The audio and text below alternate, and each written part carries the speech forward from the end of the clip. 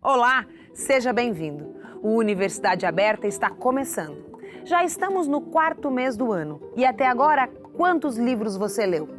Um levantamento do Instituto ProLivro revelou que somente cerca de 50% da população brasileira cultiva o hábito da leitura. Mas você sabia que os benefícios de ler vão muito além de se manter bem informado? A leitura tem o poder de estimular o cérebro, reduzir o estresse e fortalecer a memória. Além disso, o hábito de ler pode inibir doenças como Alzheimer. Isso porque a área do cérebro responsável pela leitura está diretamente ligada à região da memória. Aqui na UPF, 2 grupos artísticos vinculados ao curso de letras se dedicam a contar histórias e recitar poemas para jovens e crianças, promovendo o gosto pela leitura. Fique com a gente, pois o Universidade Aberta está apenas começando.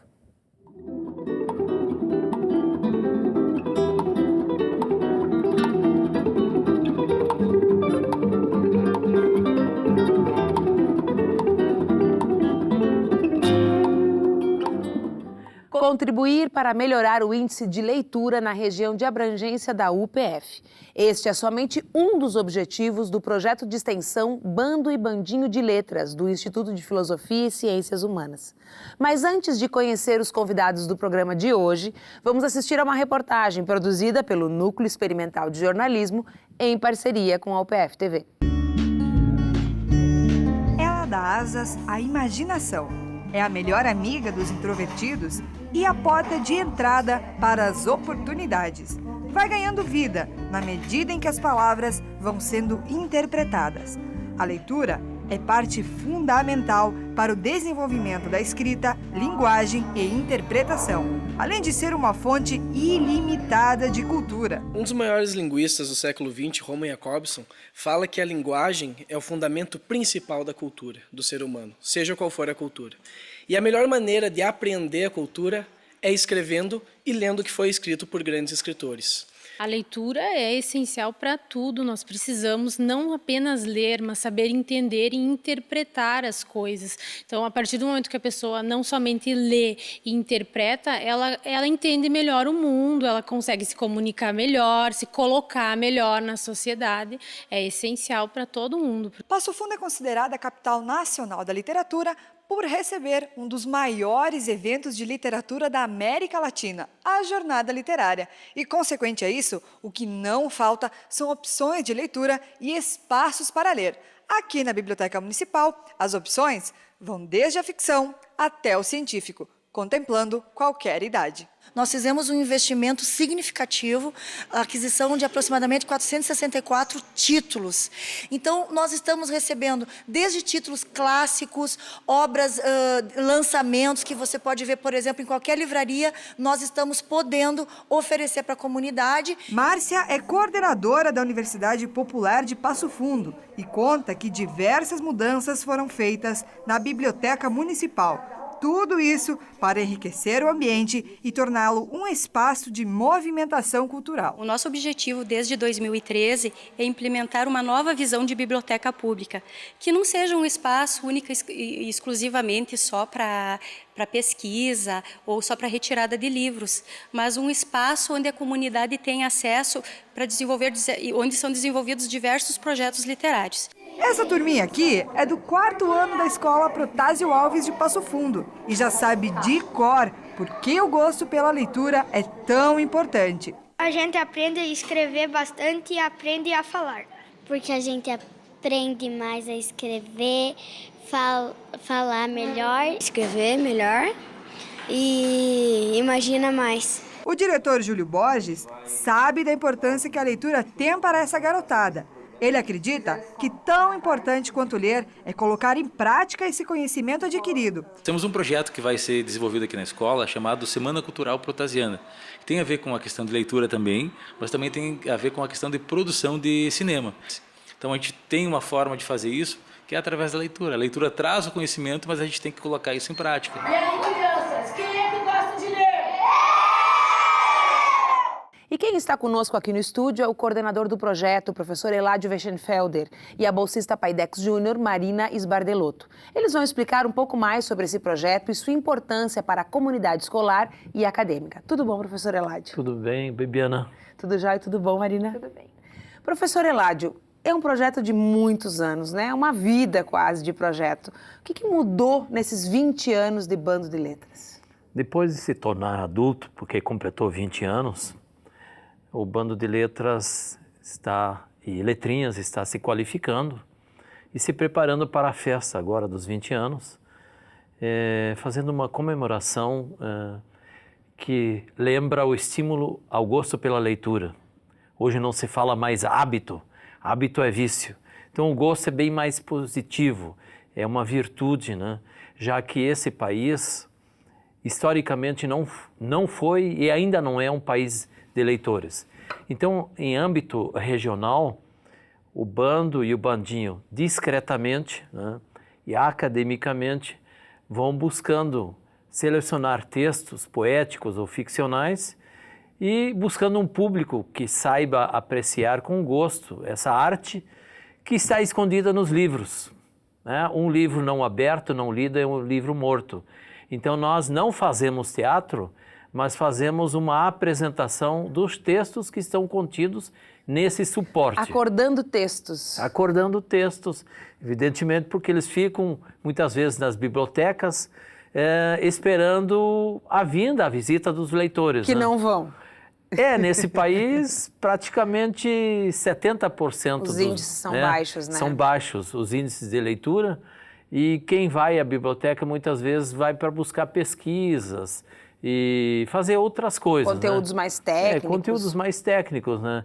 E quando a biblioteca moderna deveria estar provida de grupos de contadores de histórias também, né? Mas outros espaços para pinacoteca, recursos visuais, cênicos e assim por diante. Inicialmente, professor Eládio, o bando, e eu me lembro quando eu era aluna ainda acadêmica, a gente não precisa dizer quanto tempo faz isso, mas eu me lembro da época em que o bando fazia intervenções em sala de aula e ele era formado quase que exclusivamente por acadêmicos, né, ligados ao curso de letras da universidade. Agora não é mais assim, né? Temos os acadêmicos, mas também temos pessoas da comunidade que integram esses grupos. Exatamente, Bibiana.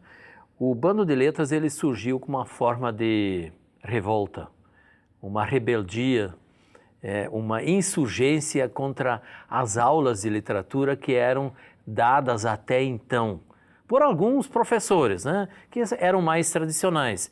E os alunos do curso de letras, tendo já participado de algumas edições da Jornada de Literatura, de alguns módulos do ProLer, viram que a gente poderia dar mais dinamicidade aos textos e fazer com que eles se tornassem mais emocionais, mais tocantes e vivos. E por conta própria, sem autorização dos superiores, começaram a invadir salas de aula, apagar as luzes e com algumas tochas, velas ou lampiões e até focos, começaram a declamar poemas e contar histórias. E foram expulsos inúmeras vezes por serem considerados um bando de anarquistas, né? Quer dizer, subvertiam aquilo que era tradição e que eles também não queriam mais. Então, eles, a exemplo da Semana da Arte Moderna, eles fazem uma espécie de revolução nas artes dentro do mundo acadêmico. E visitavam especialmente acadêmicos de outros cursos. Inicialmente eram apenas estudantes de letras e aos poucos foi aumentando com estudantes do curso de pedagogia, alguns de artes, e hoje são estudantes do curso de letras, medicina,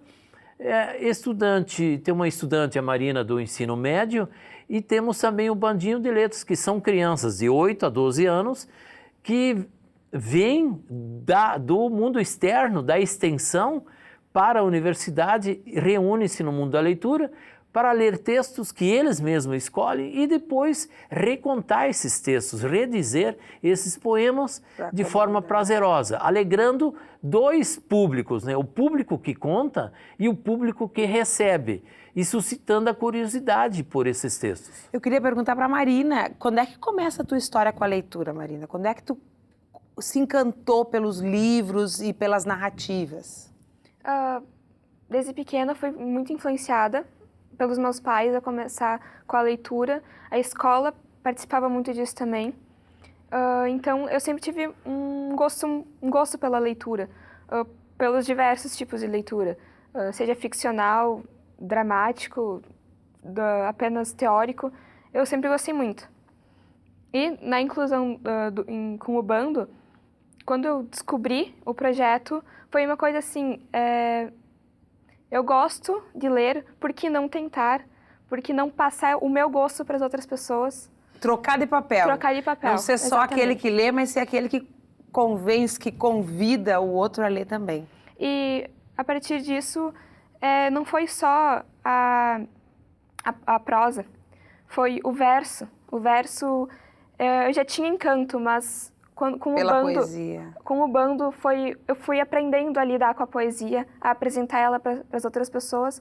E acho que isso foi fundamental para anexar o meu gosto. Esse papel de mediador que a Marina está relatando aqui, que o bando acaba fazendo, ele é fundamental, porque às vezes a gente lendo um texto não se sente tão ligado, tão conectado a ele, como a gente se sente quando alguém nos conta algo sobre esse texto ou nos conta o próprio texto. Por que isso acontece, será, professor? Tradicionalmente o mediador era o pai, a mãe, a avó ou o professor. Agora surge então o mediador que não é nenhum desses setores, né? Walter Benjamin dizia que o contador de histórias, com a modernização, ele desapareceria.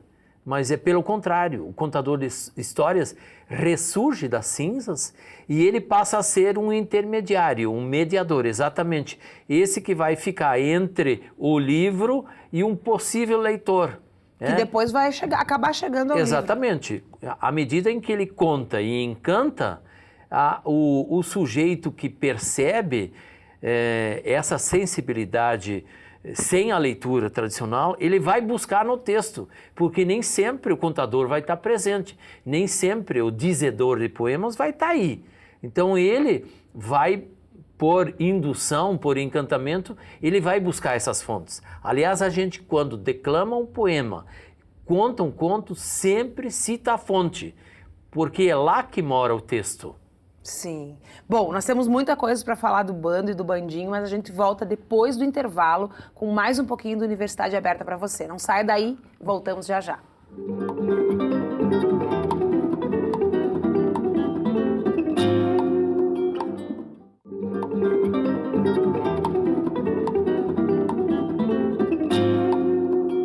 O Universidade Aberta está de volta. O programa de hoje fala sobre o projeto Bando e Bandinho de Letras, da Faculdade de Letras da UPF.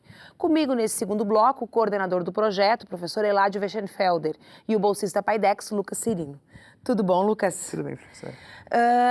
O professor falou no bloco anterior que o bando, no seu princípio, tinha um elemento revolucionário, né? Um elemento de contestação, um elemento contestatório, que queria mexer um pouco com as estruturas e as formas que as aulas tinham tomado tradicionalmente. Talvez não seja mais esse o objetivo do bando, mas ser um bando de letras ainda não é algo revolucionário, considerando as estatísticas, os dados que nós vemos em relação à leitura hoje? Eu acredito que sim. Fazer parte do bando eu vejo pelo menos a partir dos outros participantes também, com todo o grupo, né? A gente tem um perfil e um comportamento que não se aproxima tanto dos nossos companheiros em sala de aula, por exemplo. Porque estar na condição de quem diz um poema nos coloca também como leitores em uma posição bastante diferenciada no sentido de... Inclusive de quantidade e de qualidade de leitura, não? De qualidade de leitura, exatamente. E nos coloca, como eu dizia, numa posição de poder, de alguma forma, positivamente, né, mas de alguma forma, influenciar a leitura do nosso colega, a leitura daquele que está ouvindo o nosso poema, por exemplo. Quantas pessoas hoje fazem parte do bando, professor Eládio? Do bando nós temos aproximadamente 12 né, que se inscreveram agora na nova edição, e do bandinho 10. 10, também está sendo renovado, sim, né? Sim, está sendo renovado, porque a criança de 8 a 12 anos, de repente, se torna adolescente e fica um pouquinho mal situada. Então, num outro momento, ela entra para o bando, possivelmente. E o bando são acadêmicos que são passageiros, né? A vida do estudante dentro da universidade, se ele não ficar fazendo mestrado, doutorado, ela é de apenas 4 anos. Então, passado esse tempo, o sujeito do curso de letras vai para a sala de aula e ele passa a ser também um professor com plus, né? Que ele tem... Isso é uma coisa bacana em relação ao que o Lucas disse, porque o estudante de letras, ele já vai se tornar um mediador. Pelo desenvolvimento, pela progressão dele dentro da faculdade, ele vai se tornar um professor, ele vai naturalmente ser um mediador. O pessoal do bando começa um pouquinho antes. Exatamente. Então ele tem um elemento que lhe caracterizam como alguém especial. Então ele vai ter facilidade na hora da seleção para o emprego. Geralmente ele entra começa trabalhando numa biblioteca, lá ele vai estimular o gosto pela leitura, vai criar ambiências, vai tornar a biblioteca não um depósito de livro, mas um espaço de leitura, que é um diferencial muito grande. Não vai ser um guardador de livros, mas vai ser um apresentador de livros. E o passo seguinte, a direção vai vendo e ele vai para a sala de aula. Ele vai com um diferencial. Não é apenas um professor, mas um professor contador de histórias e dizedor de poemas, o que é algo espetacular. Lucas, a presença de alunos que não são do curso de letras no grupo, como é que essa interdisciplinariedade se dá na prática da construção das escolhas de leitura, dos espaços invadidos ou visitados, enfim? Isso é uma coisa bastante curiosa, porque... Por exemplo, quando eu entrei no bando, em 2012, nós éramos só alunos de letras. Aí, com as apresentações, porque a partir do momento que a gente vai a público, a gente chama atenção, né? Algumas pessoas começaram a se inserir na época de pedagogia e de jornalismo. Em seguida, aquele pessoal acabou saindo, mas desde o ano passado nós temos um grupo expressivo, eu diria, de medicina. Nós temos 4 alunos de medicina que participam do bando. Possivelmente influenciados pela professora Cristiane Barelli. Com certeza. Certamente. E porque tínhamos uma integração com o projeto Saúde na Escola, Sorriso Voluntário, e aí a gente interagiu e vimos que o estudante de letras e o estudante de medicina têm algumas características comuns. Eles lidam com sentimentos. E o aluno, por exemplo, o pessoal da medicina, eles são leitores, né? A gente fica nesse estereótipo mascarado de que talvez não leiam, de que somente talvez o curso de letras leia, mas quando na realidade talvez o curso de letras não leia tanto quanto alguns outros, né? Talvez. Alunos de outros cursos. Mas eles são leitores. Eles se preparam muito para o vestibular, por exemplo, e eles são obrigados a ler muito. Então, seja pela obrigação ou por outros fatores, eles acabam se tornando leitores, pelo menos da literatura clássica ou de poesias. E tem excelentes referências, né? E tem muitas boas referências. Uma base da onde partir, inclusive, para as literaturas mais contemporâneas. Para fazer seleção de poemas, por exemplo, ou de histórias para contar, enfim. Seguindo a resposta da sua pergunta anterior, professor, a seleção de textos e a discussão dos textos, ela se acaba se tornando um momento bastante significativo, eu acho, para todo o grupo. Porque lendo um texto, alguém lendo o seu texto e dizendo, o que vocês acham desse texto aqui? E a gente começa a ter interpretações que pessoalmente a gente não tinha antes, né? A se compartilhar com o grupo, esse trabalho interdisciplinar, um olhar que dependente da área do conhecimento de onde a gente vem, mas um olhar que a gente acaba colocando sobre o texto, ele acaba sendo bem interessante. Tu me disse que esse ano o grupo está organizado em blocos, né? Como é que funciona esse trabalho? Eu não vou lançar muito spoiler sobre o nosso trabalho para esse ano, mas desde o ano passado, na verdade, a gente trabalha com a ideia de bloco, né? A gente monta um bloco de apresentação, por exemplo. A gente inclui textos coletivos e textos individuais, mas que todos eles vão permeando mais ou menos uma mesma temática, né? De diversos autores, geralmente da literatura brasileira, né? Histórias ou poemas. Mas os blocos eles são mais organizados, centrados, enfim, em alguma temática, alguma coisa com algum sentimento humano, alguma relação, que sempre a gente tenta provocar em quem está nos assistindo, né, no leitor, informação, enfim. Eu queria perguntar para o professor Eládio, depois para o Lucas também, superar essa fase da escolha, da preparação dos textos, como é para as crianças estarem diante do público para quem eles vão contar as suas histórias? Nós temos que usar, em primeiro lugar, máscaras ou pinturas no rosto, de forma que eles não se sintam tão diretamente vinculados ao público ou expostos ao público. Então, quem fala ao público não é ele, é a máscara. E aos poucos eles vão superando essas dificuldades e vão exercitando uma comunicação assim que vem melhorando e vem também suscitando neles a coragem de enfrentar um público, olhar no olho, sentir as emoções, os momentos de riso, os momentos de surpresa ou até de desencanto que a história escolhida por cada um deles pode suscitar. E a reação do público, especialmente quando vê uma criança de 8, 9 ou 10 anos contando uma história ou declamando um poema, é espetacular. É um outro espetáculo. Ver como é que esses dois públicos interagem. O público espectador, ouvidor, e o público que leva um texto recolhido da tradição literária e escolhida para eles, e a surpresa desse público. E alguns, muitas vezes, ficam até com um sentimento de constrangimento.